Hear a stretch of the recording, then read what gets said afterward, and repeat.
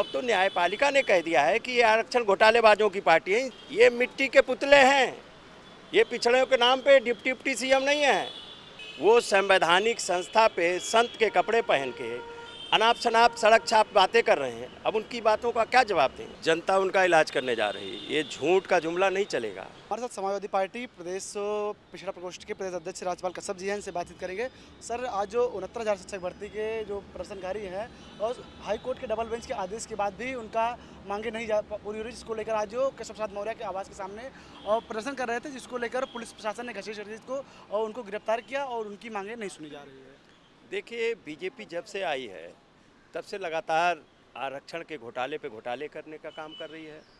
और आरक्षण चाहे न्यायालय कहे, कोई कहे, लेकिन सरकार मानने को तैयार नहीं है।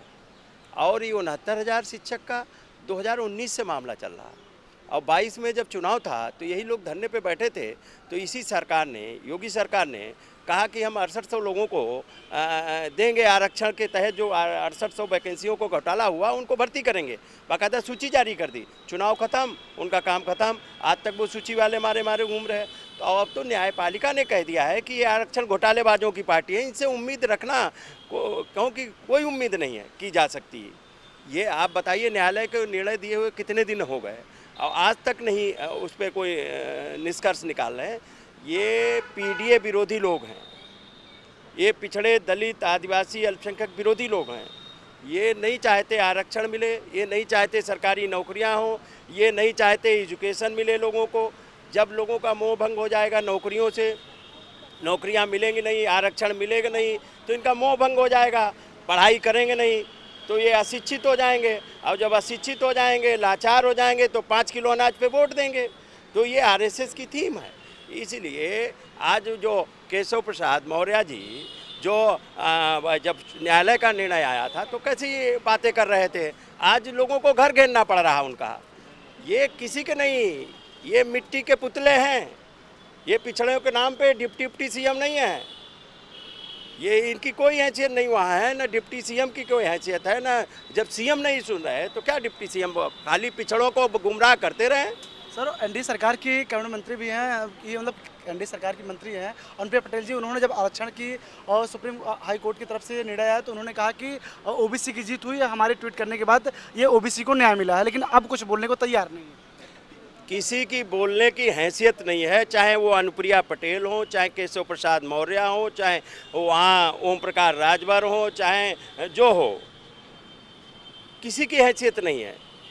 ये पिछड़े दलित जो मंत्री बैठाले गए हैं, जब राष्ट्रपति की कोई वैल्यू नहीं वो लोग समझ रहे हैं, जब राष्ट्रपति को जब संवैधानिक संस्था है पार्लियामेंट के उद्घाटन में नहीं बुला रहे हैं और मंदिर के उद्घाटन में नहीं बुला रहे हैं, तब आदिवासी राष्ट्रपति जब उसकी कोई हैसियत नहीं है तो ये इनकी क्या वैल्यू है? ये किसी की कोई हैसियत नहीं है। ये पुतले बनाए गए हैं, केवल समाज में जाके गुमराह करो, पिछड़े दलितों में गुमराह करो कि हम तुम्हारी वकालत करेंगे, लेकिन मौका पड़ेगा तो कोई तुम्हें खड़ा नज़र नहीं आएगा।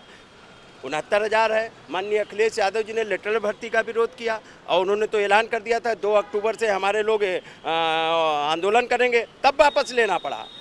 और 69,000 को हम लोगों ने सदन में कितनी बार उठाया, दो बार तो मुकदमे हम ही लोगों पे लिख चुके हैं, पूजा जी पे लिख चुके हैं और भी हमारे कितने साथी हैं जिन पे मुकदमे लिखे गए इसी 69,000। ये मंत्री क्या कर रहे हैं? ये मंत्री केवल दिखावे के मंत्री हैं, धोखा।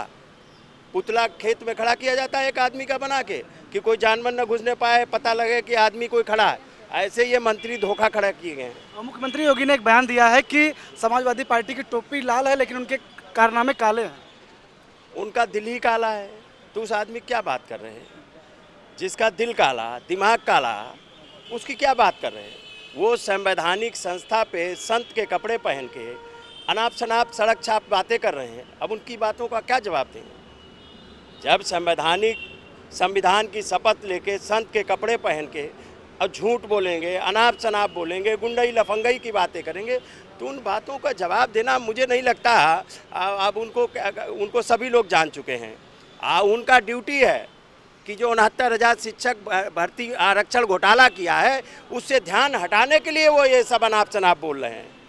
ये लोग रोजगार न मांगे, लोग बढ़ी हुई शिक्षा पे बात न करें, लोग ये बेरोजगारी पे, महंगाई पे चर्चा न करें, खेतों में सांड चल रहे उस पर न चर्चा करें, खाद बीज का रेट बढ़ गया उस पर चर्चा न करें, लोगों को वजीफा नहीं मिल रहा, स्कॉलरशिप नहीं मिल रही, उस पर चर्चा ना हो, अस्पताल में दवाई नहीं मिल रही उस पर न चर्चा हो। इसके लिए ये अनाप शनाप चीज़ें बोल रहे हैं, उनके पास कुछ नहीं है। माननीय अखिलेश यादव जी ने जितने काम किए, मेट्रो देखो चल रही है लखनऊ यूनिवर्सिटी के सामने से, ये माननीय अखिलेश यादव जी की देन है। ये तो छात्र संघों को बंद कर दिए।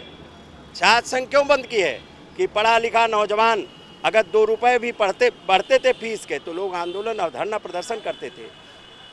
आज सब खत्म किया जा रहा है। छात्र संघ इसलिए खत्म किए जा रहे, लोकतंत्र को ये गुलाम बनाना चाहते हैं। और मुख्यमंत्री जी ने कहा कि ये इस बार जो पुलिस परीक्षा है इतनी सफाई से हो रही है कि समाजवादी पचा नहीं पा रही है, और आने वाले समय में हम 2 लाख वैकेंसी करेंगे जिसमें से 20% तो महिलाओं की भर्ती करेंगे जो समाजवादी के गुंडों का इलाज करेगी। जनता उनका इलाज करने जा रही है, ये झूठ का जुमला नहीं चलेगा।